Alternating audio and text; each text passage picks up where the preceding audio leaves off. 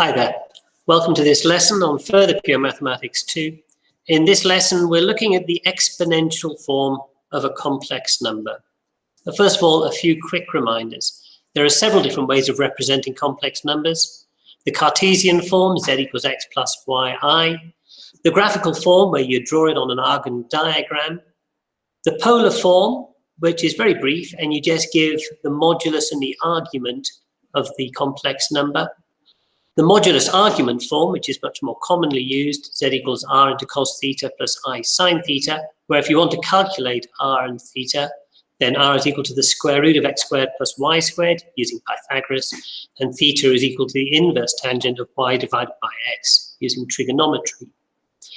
And then last lesson, we met the exponential form. Z is equal to r e to the I theta. Okay, we'll leave those there just because there are a couple of useful reminders while you're doing the example, and you can have a go at this example. Express the following complex numbers in the exponential form. Z equals re to the I theta, where theta is between minus pi and plus pi. 4 questions. I'll let you have a go at them yourselves first, so pause the video and then come back to me when you're ready. Okay, let's have a look at these. So the first one, z equals 2 plus 2i. To express it in the exponential form, we need to work out r, and we need to work out theta. So r is equal to the square root of 2 squared plus 2 squared in this case, which is the square root of 8. Theta is equal to the inverse tangent of 2 divided by 2, which is the inverse tangent of 1, which is pi by 4 radians. I would work in radians whenever you're doing work with complex numbers, unless it says otherwise. There are times when you absolutely have to work in radians. So I think I would just get used to always working in radians, unless there's a very good reason not to do so. Anyway, we found r, we found theta. Now we can write the complex number in the exponential form, which will be root 8 e to the pi over 4 times by I. Second question, z equals 1 minus root 3i, doing the same way. So r will equal the square root of 1 plus 3, which is root 4, which is 2. Theta will equal the inverse tangent of minus root 3 divided by 1, which is just the inverse tangent of minus root 3, which is minus pi by 3 radians. Then we can write the exponential form. Z will equal 2e to the minus pi by 3i. The third question, z equals 7 times by cos pi over 3 plus I sine pi over 3. Well, this one is easier because r and theta are just given to you in the modulus argument form. We know that r is 7, it says so there, and we know that theta equals pi by 3. So we can write down the answer straight away. Z will equal 7e to the pi over 3 times by I.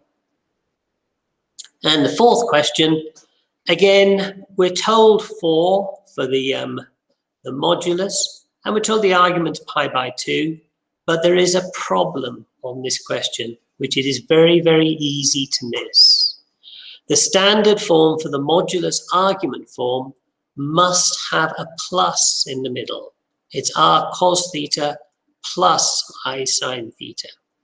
And the problem on this question is that we have minus here. And then the issue is, well, how do we resolve that minus? The way we do this is always the same. What we do is we change pi by 2 to minus pi by 2. Now we can do that as long as we're careful. The cosine of x and the cosine of minus x are exactly the same as each other because cosine is symmetrical around 0. So there's no problem with cosine changing pi by 2 to minus pi by 2. With sine, and this is the reason why we do it, we can change the pi by 2 to minus pi by 2, but that'll change the plus minus. It'll change the sign of the sign. And the consequence of that will be that the minus here changes to a plus, because the sine of theta is the same as minus the sine of minus theta. Hope that makes sense. Now we can write in the normal way. So r will equal 4, And actually theta equals minus pi by 2, not plus pi by 2. And the exponential form will be z equals 4 times by e to the power of minus pi over 2 times by I. Okay, second example. Express z equals root 2 e to the power over 3i. So it's given to you in exponential form, and you're asked to write it in the standard Cartesian form. Pause the video, have a go yourself, come back when you're ready.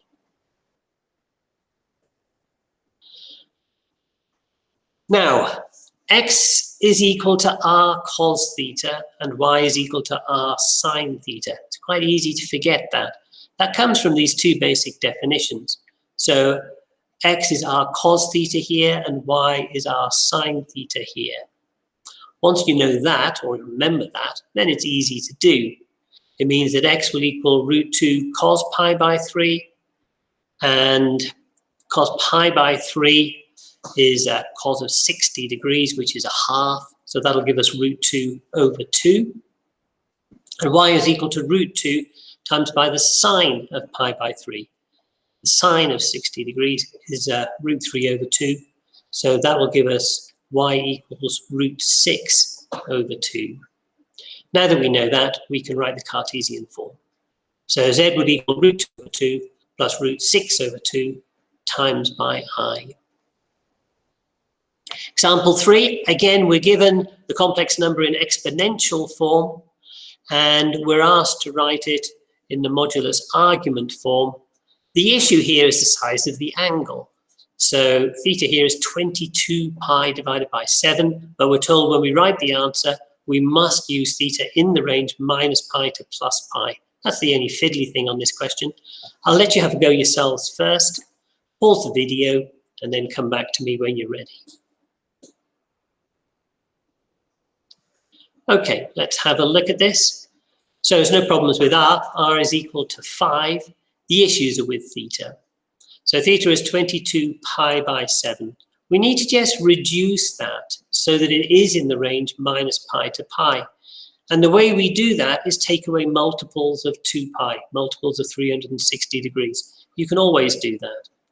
So taking away 2 pi would give us 8 pi over 7. Taking away another 2 pi, that'll give us minus 6 pi over 7. And minus 6 pi over 7 is in the range minus pi. Theta is from minus pi up to plus pi. Then we can just write down the answer. So we're using r as 5, and we're choosing to use theta equals minus 6 pi by 7. And that would be the answer in modulus argument form. Okay, example 4 is a proof. Prove that cos theta is equal to a half into e to the I theta plus e to the minus I theta. We'll use the basic definition of an exponential form of a complex number to do this, and convert that into the modulus argument form. I'll let you have a go at this yourself. Pause the video, come back to me when you're ready.